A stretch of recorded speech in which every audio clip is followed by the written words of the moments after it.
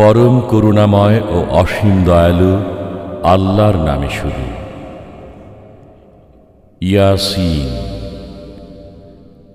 প্রজ্ঞাময় কোরআনের কসম, নিশ্চয়ই আপনি প্রেরিত রসূলগণের একজন, সরল পথে প্রতিষ্ঠিত।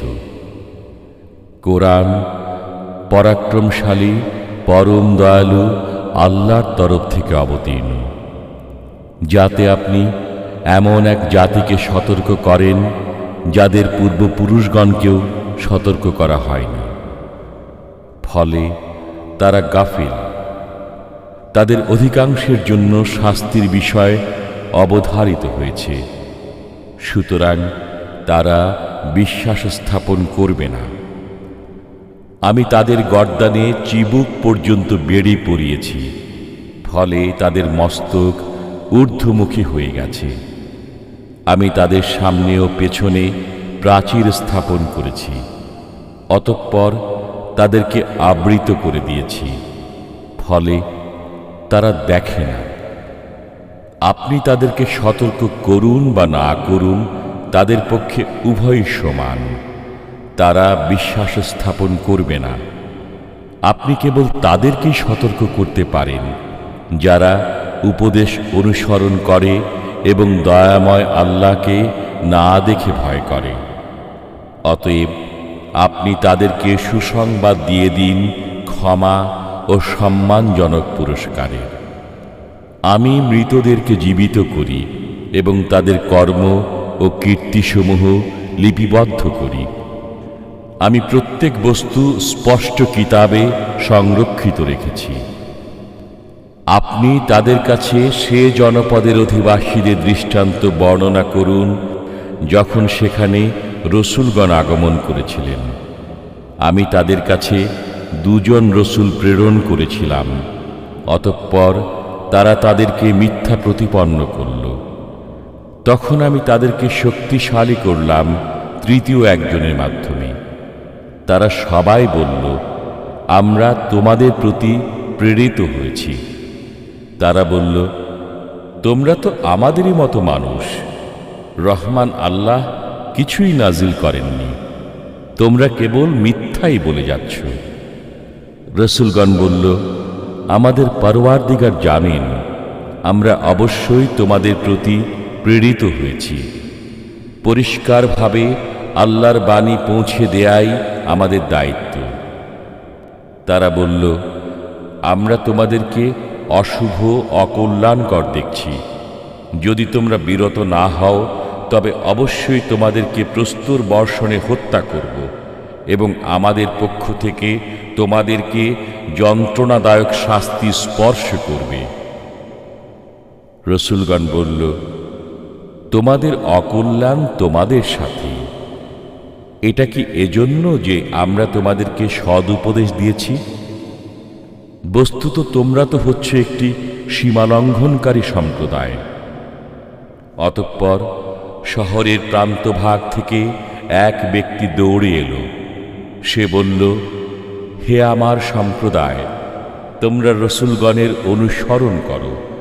অনুসরণ করো তাদের যারা তোমাদের কাছে কোনো বিনিময় কামনা করে না, অথচ তারা সুপথ প্রাপ্ত। আমার কি হলো যে যিনি আমাকে সৃষ্টি করেছেন এবং যার কাছে তোমরা প্রত্যাবর্তিত হবে, আমি তাঁর ইবাদত করব না? আমি কি তাঁর পরিবর্তে অন্যদেরকে উপাস্যরূপে গ্রহণ করব? করুণাময় যদি আমাকে কষ্টে নিপতিত করতে চান, তবে তাদের সুপারিশ আমার কোনোই কাজে আসবে না এবং তারা আমাকে রক্ষাও করতে পারবে না। এরূপ করলে আমি প্রকাশ্য পথভ্রষ্টতায় পতিত হব।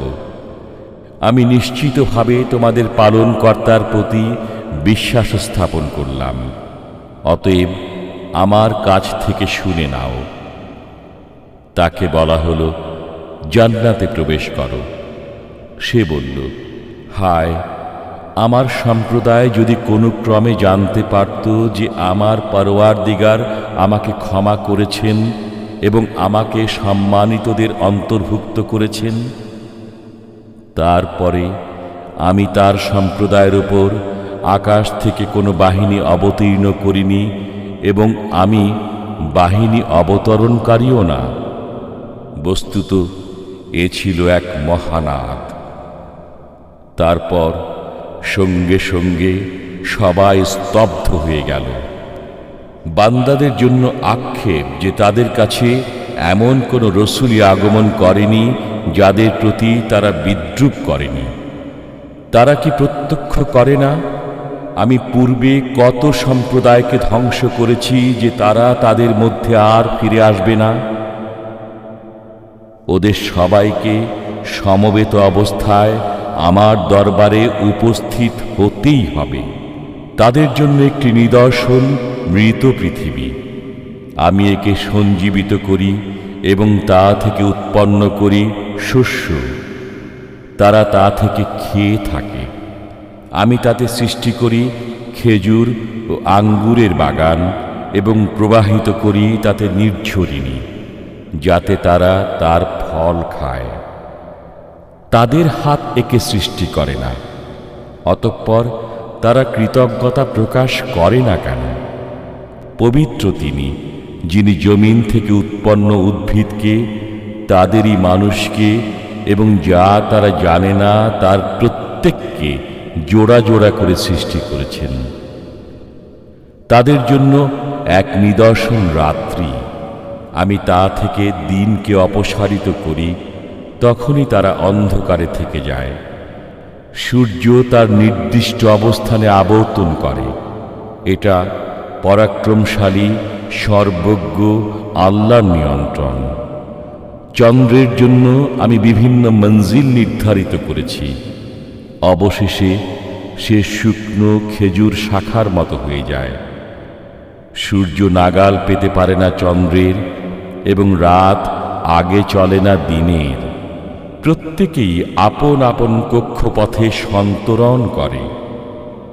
তাদের জন্য একটি নিদর্শন এই যে আমি তাদের সন্তান সন্ততিকে বোঝাই নৌকায় আরোহণ করিয়েছি এবং তাদের জন্য নৌকার অনুরূপ যানবাহন সৃষ্টি করেছি যাতে তারা আরোহণ করে। আমি ইচ্ছা করলে তাদেরকে নিমজ্জিত করতে পারি, তখন তাদের জন্য কোনো সাহায্যকারী নেই এবং তারা পরিত্রাণও পাবে না।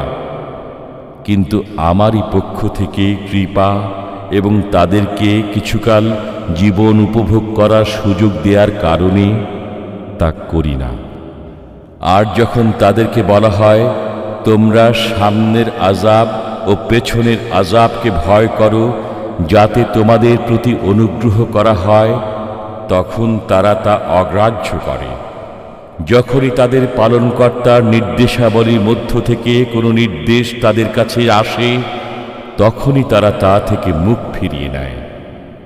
যখন তাদেরকে বলা হয় আল্লাহ তোমাদেরকে যা দিয়েছেন তা থেকে ব্যয় করো, তখন কাফিররা মুমিনগণকে বলে, ইচ্ছে করলে আল্লাহ যাকে খাওয়াতে পারতেন আমরা তাকে কেন খাওয়াবো?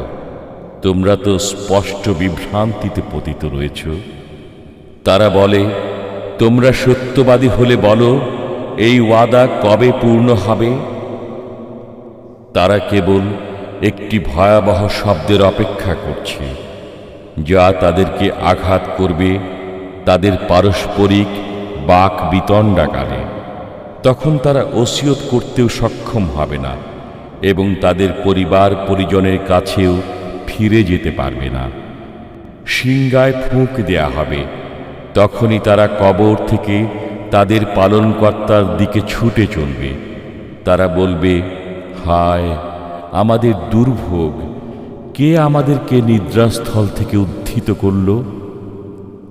রহমান আল্লাহ তো এরই ওয়াদা দিয়েছিলেন এবং রসূলগণ সত্য বলেছিলেন। এটা তো হবে কেবল এক মহানাদ। সে মুহূর্তেই তাদের সবাইকে আমার সামনে উপস্থিত করা হবে।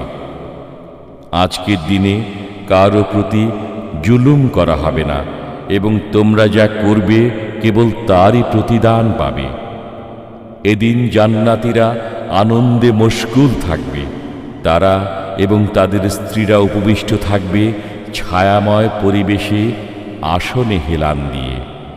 সেখানে তাদের জন্য থাকবে ফলমূল এবং যা চাইবে। করুণাময় পালনকর্তার পক্ষ থেকে তাদেরকে বলা হবে, সালাম। হে অপরাধীরা, আজ তোমরা আলাদা হয়ে যাও। হে বনি আদম, আমি কি তোমাদেরকে বলে রাখিনি যে শয়তানের ইবাদত করো না, সে তোমাদের প্রকাশ্য শত্রু, এবং আমার ইবাদত করো, এটাই সরল পথ। শয়তান তোমাদের অনেক দলকে পথভ্রষ্ট করেছে, তবুও কি তোমরা বোঝনি? এই সে জাহান্নাম যার ওয়াদা তোমাদেরকে দেওয়া হতো। তোমাদের কুফরের কারণে আজ এতে প্রবেশ করো।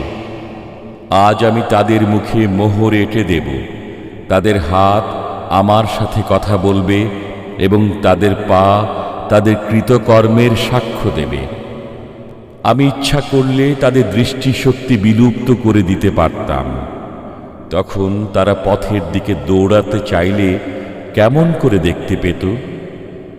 আমি ইচ্ছা করলে তাদেরকে স্ব স্থানে আকার বিকৃত করতে পারতাম, ফলে তারা আগেও চলতে পারত না এবং পেছনেও ফিরে যেতে পারত না।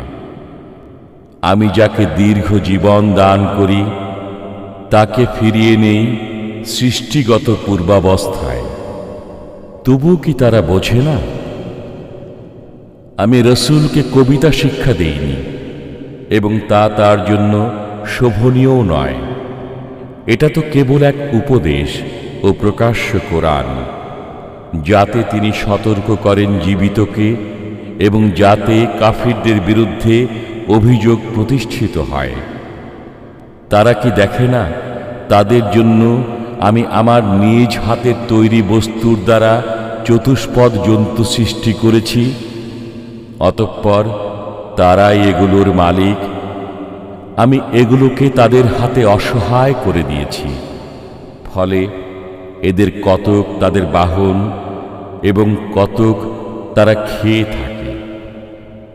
তাদের জন্য চতুষ্পদ জন্তুর মধ্যে অনেক উপকারিতা ও পানীয় রয়েছে, তবুও কেন তারা শুকরিয়া আদায় করে না? তারা আল্লাহর পরিবর্তে অনেক উপাস্য গ্রহণ করেছে যাতে তারা সাহায্য প্রাপ্ত হতে পারে, অথচ এসব উপাস্য তাদেরকে সাহায্য করতে সক্ষম হবে না এবং এগুলো তাদের বাহিনী রূপে ধৃত হয়ে আসবে। অতএব তাদের কথা যেন আপনাকে কষ্ট না দেয়। আমি জানি যা তারা গোপনে করে এবং যা তারা প্রকাশ্যে করে। মানুষ কি দেখে না যে আমি তাকে সৃষ্টি করেছি বীর্য থেকে? অতঃপর তখনই সে হয়ে গেল প্রকাশ্য বাক বিতণ্ডাকারী। সে আমার সম্পর্কে এক অদ্ভুত কথা বর্ণনা করে, অথচ সে নিজের সৃষ্টি ভুলে যায়। সে বলে, কে জীবিত করবে অস্থিসমূহকে যখন সেগুলো পচে গলে যাবে? বলুন, যিনি প্রথমবার সেগুলোকে সৃষ্টি করেছেন তিনিই জীবিত করবেন। তিনি সকল সৃষ্টি সম্পর্কে সম্যক অবগত। যিনি তোমাদের জন্য সবুজ বৃক্ষ থেকে আগুন উৎপন্ন করেন, তখন তোমরা তা থেকে আগুন জ্বালাও। যিনি নভমণ্ডল ও ভূমণ্ডল সৃষ্টি করেছেন, তিনি কি তাদের অনুরূপ সৃষ্টি করতে সক্ষম নন? হ্যাঁ, তিনি মহাস্রষ্টা, সর্বজ্ঞ। তিনি যখন কোনো কিছু করতে ইচ্ছা করেন তখন তাকে কেবল বলে দেন, হও, তখনই তা হয়ে যায়। অতএব পবিত্র তিনি, যার হাতে সবকিছুর রাজত্ব, এবং তাঁরই দিকে তোমরা প্রত্যাবর্তিত হবে।